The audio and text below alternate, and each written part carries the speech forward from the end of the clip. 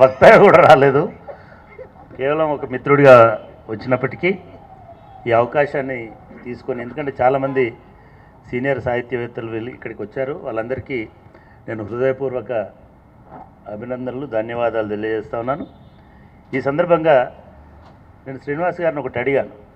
మేము ఇంత ఘనంగా జరుగుతుందని అనుకోలేదు. నిజానికి కేవలం సామాజిక స్పృహతో, అంబేద్కర్ గారిపై ఉన్నటువంటి గౌరవంతో, ప్రేమతో, అదేవిధంగా అంబేద్కర్ బాటలో నడిచి ఎంపవర్ అయినటువంటి కవులను ఇక్కడికి పిలవాలని అనుకున్నాం.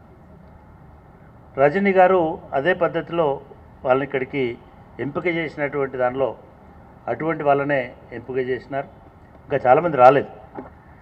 సరే, ఈ సందర్భంగా సడన్గా ప్రేక్షకుల్లో శ్రీనివాస్ గారు కనబడినారు కాబట్టి నేను వారిని రిక్వెస్ట్ చేశాను, ఒక 2 నిమిషాలు మా ప్రయత్నం గురించి, అదేవిధంగా ఈ సందర్భం గురించి, యూనివర్సిటీకి సంబంధించిన నేపథ్యం అంతా కూడా శ్రీనివాస్ గారికి బాగా తెలుసు. నేను వచ్చినప్పటి నుంచి చూస్తున్నాను. మా శ్రీనివాస్ కూడా శ్రీనివాస్ని ఇది ఏం విననీయకుండా ఆయన మొత్తం చెప్తూ అందరూ కూడా వెనుకున్న వాళ్ళు కూడా గమనించారు దాన్ని. సో చాలా విషయాలు చెప్పుంటాడు కాబట్టి శ్రీనివాస్ గారికి పూర్తి అవగాహన ఉంటుంది. కాబట్టి వారిని ఒక 2 నిమిషాలు ఈ సందర్భంగా మాట్లాడవలసిందిగా తెలియజేస్తున్నాం.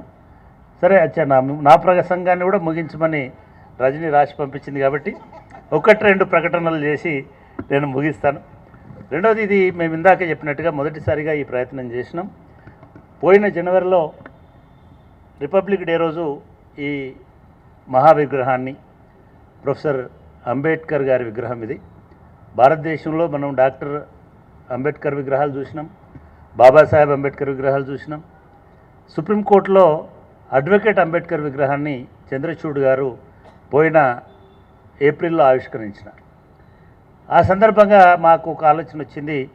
నిజంగా అసలైన ప్రొఫెసర్, ఈ కాలంలో చాలామంది ప్రొఫెసర్ అని పేర్లు పెట్టుకొని టీవీలలో కనబడుతుంటారు, కానీ ఆ కాలంలోనే అసలైనటువంటి ప్రొఫెసర్గా బాంబే యూనివర్సిటీలో లా ప్రొఫెసర్గా ఉన్నటువంటి అంబేద్కర్ ఎట్లా ఉంటాడో ఊహించుకొని ఒక కమిటీ ద్వారా ఈ చిత్రాన్ని రూపొందించడం జరిగింది. దాన్ని మేము పోయిన జనవరిలో రాష్ట్ర ముఖ్యమంత్రి రేవంత్ రెడ్డి గారి ఆధ్వర్యంలో దీన్ని ఆవిష్కరించడం జరిగింది. సరే, ఈసారి మేమేమనుకున్నామంటే, మేము ఒక 43 సంవత్సరాల ప్రయాణం తర్వాత ఒకసారి వెనక్కి తిరిగి చూసుకుంటే సమాజంలో చాలా వర్గాలని మేము ఎంపవర్ చేసినాం అని అనిపించడమే కాకుండా మేము ఇప్పటి వరకు దాదాపుగా ఒక 6.5 లక్షల మంది విద్యార్థులని వాళ్ళ కాళ్ళ మీద వాళ్ళు నిలబడేటట్టుగా, డిగ్రీలో దీన్ని సాధించేటట్టుగా మేము వాళ్ళకి మా విద్యా కార్యక్రమాలు అందించాం. అంతేకాకుండా ఇప్పుడు ఐజాన్ టుడే భారతదేశంలో అతి కొద్ది యూనివర్సిటీలో మాత్రమే ఉంటుంది. ఒక 10 లక్షల మంది, 8 లక్షల మంది మా ఎన్రోల్మెంట్లో ఉన్నారు. సరే, ఇవన్నిట్లలో భాగంగా పూలే అంబేద్కర్ ఈ దేశంలో ఒక విద్యా విప్లవానికి నాంది వేసినారు. కాబట్టి దీన్ని ఒక సోషల్ ఎంపవర్మెంట్ వీక్ లాగా జరపాలి, ఆ ఉత్సవాలు జరపాలని ఈ కార్యక్రమాలను రూపొందించినాం. దీనిలో భాగంగా 2 నిమిషాల్లో ముగిస్తా సార్. దీనిలో భాగంగా ఒక 2 సింపోజియంలు, రౌండ్ టేబుల్స్, సెమినార్లు 2-3, వాటితో పాటుగా ఒక 3 ప్రధానమైనటువంటి ప్రసంగాలు, లెక్చర్సు, వాటితో పాటు మా ఎంప్లాయీస్కి క్రీడలు, మిగతా రంగాలలో అనేక పోటీలు, కార్యక్రమాలు నిర్వహించడమే కాకుండా రాష్ట్ర వ్యాప్తంగా మాకున్నటువంటి స్టడీ సెంటర్స్లో, ముఖ్యంగా 10 జిల్లాల్లో ఉన్నటువంటి, పాత జిల్లాలో ఉన్నటువంటి 10 కేంద్రాల్లో రేపు ఎల్లుండి 2 రోజులు అంబేద్కర్, రాజ్యాంగము, భారతదేశం, లౌకికవాదం ఇటువంటి అంశాల మీద మేము ప్రసంగాలని, అదేవిధంగా విద్యార్థులకు కూడా క్విజ్ కార్యక్రమాలని అన్నీ ఏర్పాటు చేసినాం. ఇది మొదటి అంశం. రెండవది, ఈ ప్రసంగాలన్నింటినీ, అంటే వాళ్ళు వచ్చినటువంటి సింపోజియంలో కానీ, రేపు జరుగుతున్నటువంటి రౌండ్ టేబుల్లో కానీ, లేదా ఈ 3 ప్రధాన ప్రసంగాలు బాబు జగజ్జీవన్ రామ్ గారు, ఆ ప్రసంగాన్ని డాక్టర్ నాగేశ్వరరావు గారు, కొండా నాగేశ్వర్, ఉస్మాన్ యూనివర్సిటీ మంచి గొప్ప లెక్చర్ని వారు ఇచ్చారు.